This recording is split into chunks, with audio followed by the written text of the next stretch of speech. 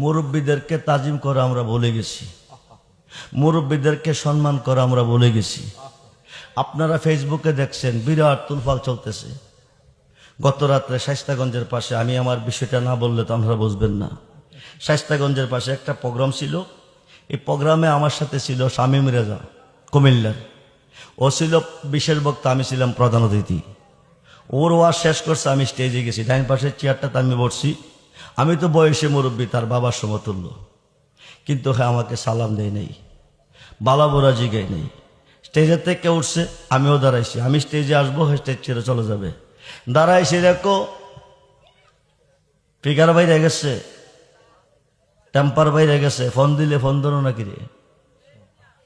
প্রথম কথাটা এটা বলছে, ফোন দিলে ফোন ধরেন নাকি রে।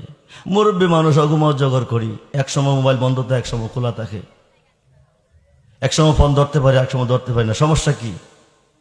আমার আম্মা অসুস্থ, আপনি বলছেন আমি মিথ্যা বলছি।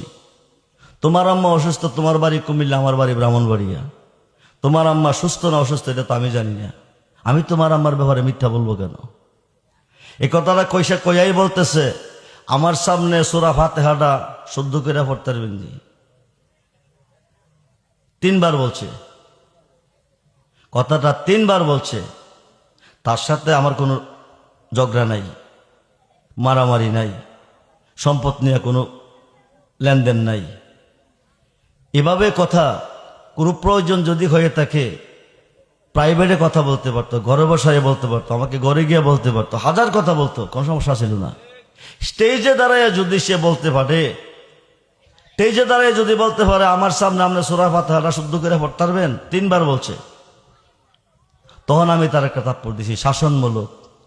আজকে আমি মুরব্বী, আমার সাথে বেয়াদবি করছে, কালকে আরেকজনের সাথে করবে।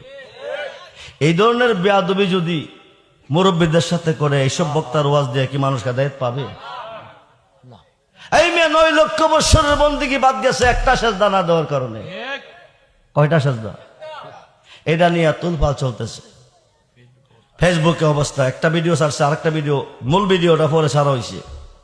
যে ব্যবহারগুলি আমার সাথে করছে, আপনারা ভিডিওটা দেখলে পাইবেন, আপনারা রায় দিবেন কি করা যায়। এই ধরনের বেয়াদবি যদি করে, আমি তারে মারি নাই, শাসনমূলক, আমি মুরব্বী হিসাবে তার বাবার বয়সের সমতুল্য, তার জন্য এই ধরনের বেয়াদবি না করে আমি শাসনমূলক তার একটা চোর দিছি। আল্লাহ যেন আমাদেরকে সকলকে, মুরব্বীদেরকে সম্মান করার তৌফিক দান করে, বলুন আমিন। যাকে যতটুকু ইজ্জত দেওয়ার ততটুকু ইজ্জত দেওয়ার তৌফিক দান করে, বলুন আমিন। এই হলো এই সমস্যা, অন্য কোনো সমস্যা না।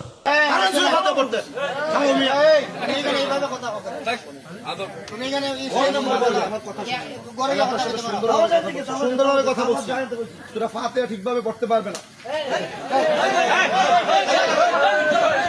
গরম হওয়া যাবে না, গরম হওয়া যাবে না,